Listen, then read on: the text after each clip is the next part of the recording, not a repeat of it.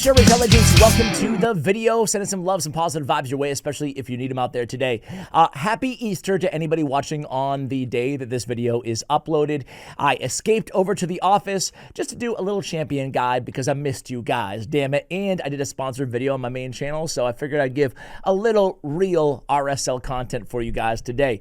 Okay, so today I want to talk about a pretty mediocre champion, to be honest with you guys. But it's weird. She's one of these champions that I don't hate, even though she's not that great, right? And I'll tell you why in today's video. It is Signy of Highshield.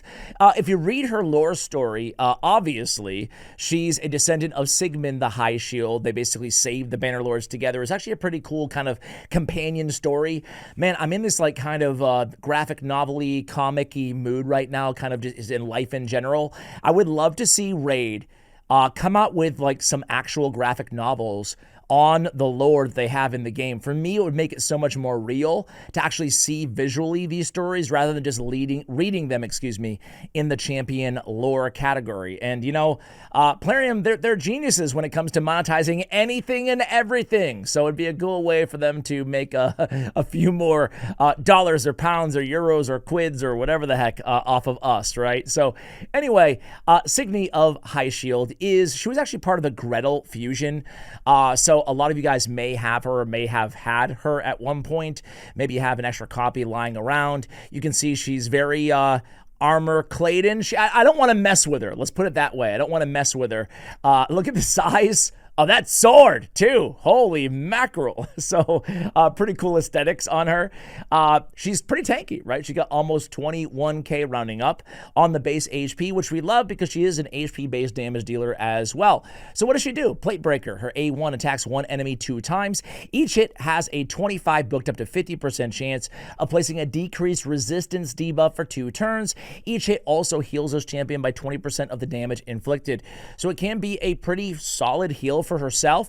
I love the decreased resistance on each hit. Honestly, decreased resistance is not a bad debuff to have. It's not the best, but it's not the worst. And it's really dependable at a 50% land rate or 55 with a sniper mastery on both hits on her A1. So not bad.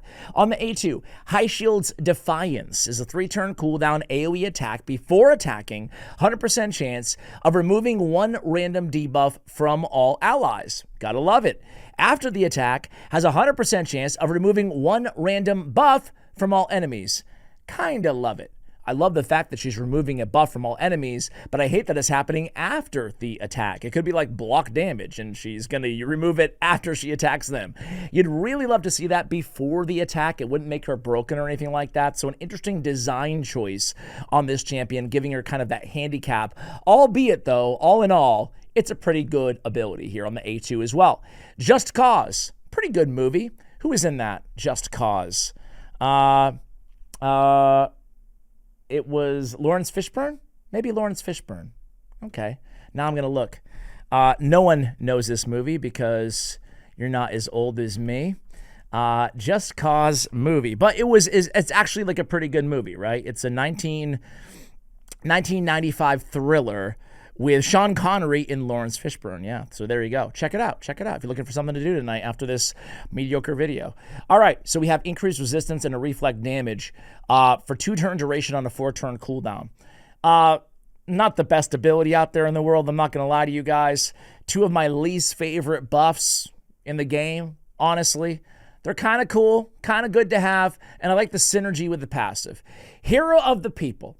When this champion is under a reflect damage buff and an enemy attempts to place a debuff, has a 20% chance to reflect the debuff back to the attacker.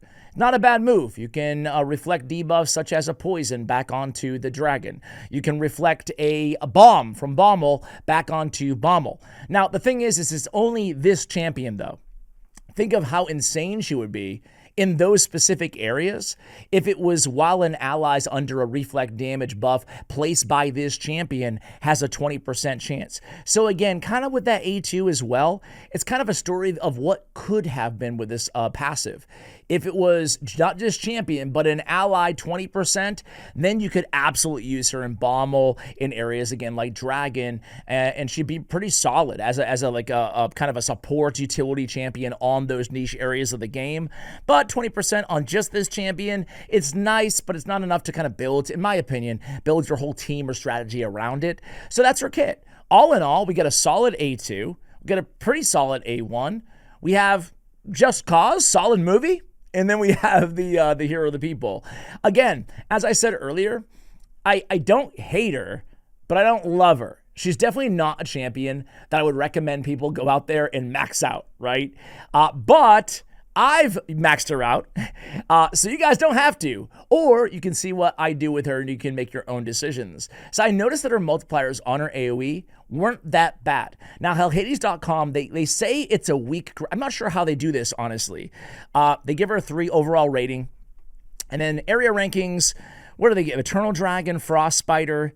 is that a Dreadhorn? They give her a 3. That's pretty much it. Fire Knight. Fire Knight with the reflect damage. I should have mentioned that earlier. Obviously, Fire Knight with that reflect, it counts as a hit on the Fire Knight shield when he gets that reflect damage. So that can certainly help you out. You can kind of combo Phantom Touch, Blessing for the extra hit, as well as the reflect damage, and really chip away at those Fire Knight shields. So that's a way that you could use her as well. But I saw the weak overall damage grading. I'm not sure how they grade that out, honestly. I'm not saying like I strongly disagree. However, a 0.24 HP multiplier is better than Eric's A1, which they also call weak, notably.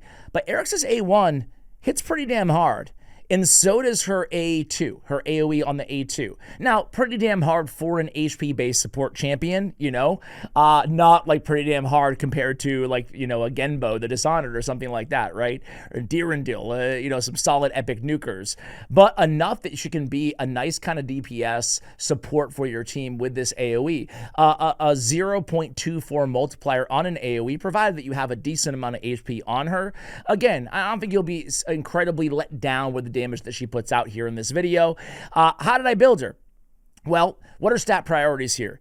HP, survivability, number 1. After that, it depends on what you're going to be using her for. I built her to be a nuker, as you guys can see, with some accuracy. The reason being is because I had to scale her HP anyway, and I wanted a little extra utility out of her. I'm going to be using her in restrictive content, meaning Doom Tower Secret Rooms and Centranos on my account. Now, if you want to run her as a support champion in Faction Wars or in dungeon progression like Fire Knight, I'd probably shift this build. Instead of putting crit damage on her gauntlets, instead I would certainly put probably just HP percentage, right? And just build her super tanky, maybe even consider Guardian gear. Of course, the other build that's pretty obvious with any increased resistance champion in the game is, hey, maybe just build her high resistance. That way she can block all the debuffs and come in with the A2 and maybe do a little bit of cleansing, mini cleansing on our allies so she resists everything, and you know, we kind of go from there. So those are a few build ideas for you guys. But for restrictive content, which is how I think that a lot of end game or mid to end game players are probably going to be using her, if at all, I put her in a stun set, right? Because she's in a stun set, you can put her in Fearsome Presence to get the additional 5%. But because I also want her to be my main nuker for the team I'm about to show you guys in a moment, I put her in Helm Smasher. We're going all out nuke, except for no Savage or Lethal gear. But the masteries that I am going with for this particular build are going to be this. However, I do want to give a massive shout out to hellhades.com, and I want to show you a resistance kind of tanky build for your consideration as well as a PvE build. Now, I will link the Hell Hades website for Signy for you guys as well if you want to go ahead and give them some love and copy there as well. This would be the resistance tank build, which I totally agree with. Most importantly, we have Unshakable for the resistance, obviously. And then we have Lasting Gifts. Lasting Gifts is great on her because she has those 2 buffs on the A3 that you can extend. It's a 4-turn cooldown, so we love to have them for a 3-turn duration. Also, you can pick up Rapid Response, excuse me. Whenever a buff expires from this champion, you get a turn meter fill as well. So these are the masteries that we went with. One more option for you guys is just going to be general PvE, going against bosses, going with War Master, right? So you could use this, I guess, in, you know, against whatever, PvE progression. Frankly, I don't know. You could probably use this champion without masteries at all, right? She's not, to me, she's not good enough to pay the 800 gems like I did, or to waste a ton of energy farming in Minnow. So maybe you don't go masteries at all on this champion. I don't have her awakened, but if I did, I think she's a good cruelty option, right? Because she has that AoE. She has, you know, she has the damage on the A1, the hits on the A1. So I think the cruelty could be the way to go. Of course, you could always use her as a commanding presence champion as well. What else? We could maybe go with, no. We could go with Phantom Touch if we're going to be using her again in Fire Knight, specifically if you're building her for Fire Knight for that reflect damage. I would go Phantom Touch. Even though her damage doesn't scale off of attack, you can still get the extra hit against that shield, right? So that would be a very niche build for her. All right, guys, enough talking about her. Let's see her in action. Real quick, accuracy on the banner. You can go HP if you want to. Crit damage, you can go HP if you want to. HP on the ring, there we go. Speed on the boots. HP percentage on the chest. Crit damage on the gauntlets. You can go crit rate as well for a watered down version. Not as much damage, but it's totally fine to just go crit damage on her. There we go. That's the gear. Let's run her in. Cintranos. So, okay. I could show you a few. This is one of those champions that I could show you a bunch of battles with her, but I felt like it'd be more fun to chill with you guys a little bit and go through my very last stage on this rotation of Curse City. This is hard, and again, I will get with 40 of these, what are they called again? Candles, occult cursed candles. Did you guys know what they were called before I just clicked on it? With 40 of these, can I get a remnant? Ooh, I can. So stay tuned to the end of this video, and we'll summon a mythical champion too. How about them apples? All right. No, Ash, we're not gonna go to summoning. We're gonna go to Curse City. Here we go. All right. So this is a squad that we have put together. We have Vildrax. He has 2 AoEs, so I threw him in a stun set. Not a bad champion. We got Duck the Pierced. He's going to be a little DPS for my team as well, kind of built to be a nuker, and the decreased attack, and the decreased defense, and some provokage. We have Tagore because he's the GOAT. And then we have Archmage Helmet, who can also be a stunner for our team, as well as Signy, who you've already seen the build on. All right, let's see what we got here, guys. Let's lead up with Tagore going in there. Tagore's in a stun set, as you can see, stunning a Coronar early out there. Did you guys see the third wave on this this thing? What are they called? Floors? Level, I guess. Did you see the third wave, man? It's intense. It's a bunch of Siffies and Rhodoses. So we have 2 stuns down. We got a Bambus, a Snick Track, and a Coronar unstunned. Let's keep working on the stuns here. There we go. Fantastic. Let's go with a shield on Tagore. Hope we don't have to revive for a little bit. I love that you can use his revive. Let's try to land some provokes here. Oh, resist. Do I not have enough accuracy on him? All right, let's go in. Vildrax, as I mentioned, in a stun set. Here's Signy's A3, just cause. We'll get in there with the A3 as well of, ooh, let's get work on Snick Track first here, right? We are obviously all blue affinity magic here on my squad. So War Chief's going to be a pain in the ash, right? All right, we're going to go in. Going to the reflect damage. I don't know. You guys can tell me if you disagree. But reflect damage to me, I've never noticed any damage coming from reflect damage. Right? Like, I remember the very first time I played Raid, or I had reflect damage in Raid. Look at that attack. Did some damage.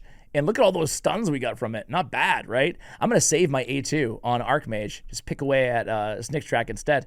I remember the first time I saw reflect damage. I think it was on Warden, that crap epic champion, right? And I remember thinking to myself, dude, reflect damage. I basically just beat Raid because reflecting damage seems really freaking powerful. And then it didn't do anything. So that was cool. All right, let's go in. Another AoE. Let's get a kill here on Snicky. Boom. All right. Our nuker Tagore, no big deal. All right. We need some stuns, Archmage. Attaboy! Oh, man. Archmage comes through there. Not crazy damage on that A1. I'm not going to lie there.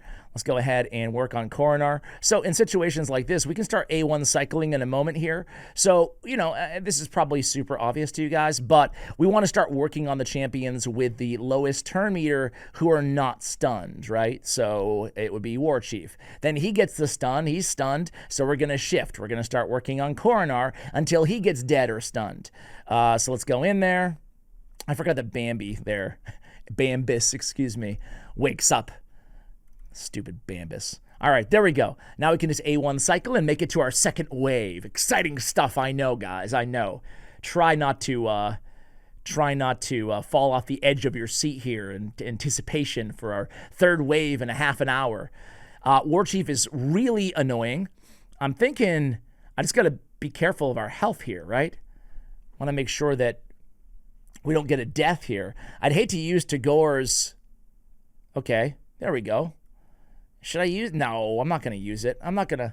Just keep chipping away here. He'll be fine, Ash. Calm down, bro. Calm down. Gee whiz. Talk about overthinking. A little Centranos wave. All right, this. Oh, I hate this one. Who are we going against here? Going against Togeron, the Conjoined, Korrigar Deathbell, Grazer Iron Gut, Gerbtuck, and Grazer number 2. So both the Grazers have an unkillable on their passive. Togron, I think it's Togron. He's really annoying. He's got cleanses for days and all this stuff, turn meter fill. So I think I'm going to work on him first, right there, the Void Affinity. But let's see where we land our stuns. Unfortunately, only one there. And then we get those debuffs. Let's land our hexes.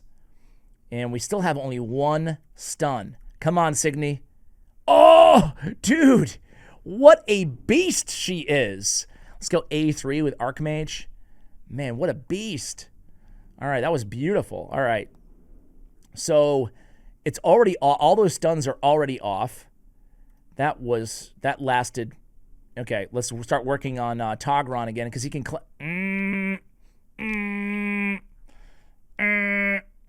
Not liking this. This is by far the hardest. I think this is the hardest by no matter what champions you have. I think it's the most difficult stage of Soul Cross on this rotation, at least. I think it's pretty much already lost. We do have a reviver here, but it's not looking good. Luckily, we have Gerbtuck fighting for our side and their side because of all those poisons. That's nice, at least.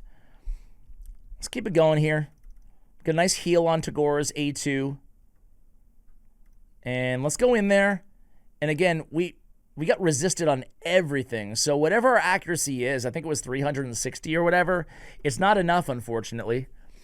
Luckily, the stuns from the stun set don't require accuracy. Otherwise, we'd be really in a world of hurt here. So we learned something new, right? We need accuracy. I'm actually going to use the shield on Tagor's Revive in hope that it doesn't come back to bite me. Man, look at their health, though, right now, guys. Look at their health. When this team gets cooking, it's hard to stop them. I'm going to reset, and come back to you guys when I get to this wave again. All right, guys, we're back. We're back, and we'll see which way this goes, right? All right. So we landed a couple provokes thanks to Duck's A3. That was huge. Let's go ahead and put up that Reflect. And then let's try to start poking away at Togeron. We got Korrigar over there is going to be really annoying. All these this wave is the worst, isn't it, guys? It's just the worst wave. We could really use a stun right there. Let's get it. Signy. Oh. Let's get that critical hit. Get that stun. No. Get that stun. No. Oh, we get the cleanse off Togeron. Oh, man. All right, let's go in there. Get that stun. All right, we get some low health on the enemies, which is nice, but they have shields on shields on shields. Let's go in there and start working on Togeron, just trying to get that, that CC, right? Let's go there. Oof. Freaking Gerbtuck with that big heal. Big heal on Togeron. Hate it. Okay, we got a stun there. That was clutch. Let's go ahead and just keep poking away at their cleansers. Oh, man. They're getting buffed up. It's not feeling good. All right. We're kind of losing it here, as you guys can see. But it's not totally over yet. But our chances went down quite a bit. All right, let's go in there. Got some resists, unfortunately. We probably need to go in there and try to get her accuracy up a little bit. Let's land some stuns here. Come on. There we go. All right. Now we're going to need her and Duke to go in there and, ooh. I went A3 when I shouldn't have. That was a mistake. Let's land a stun over there, maybe. Nope. Luckily, as I said earlier, Getting a little help from Tuck, right? All right, let's get some provokes down. Beautiful, beautiful. All right, let's get a stun on Tuck, maybe. Nope. Okay. Do I want... I think I'm going to take 3 block buffs right now. I'm just going to keep chipping away here. Keep chipping away. All right, let's go. Stun. There we go. Stun on Tuck. It's weird because you kind of don't want to stun Tuck when he does the poison, but you do want to stun him when he does the big heal and the cleanse, which is off cooldown now. Let's work on Korrigar. And then AoE. That's the A2. Some decent damage, but nothing too crazy there, right? Get some stuns from Archmage. All right. We're picking things up a little bit here. Could really use a stun on Korrigar right now. Come on, let's get it. Let's get it. Let's get it. Let's get it. Let's get it. Oh, gosh. Come on, Signy. Come on. Nope. Yes! She got it. All right. Let's go ahead in A3. Let's go ahead and Toghren. Let's land a stun. Oh, we landed it. We landed it. All right. We're getting some positive. Another stun. We're getting some positive momentum here, guys.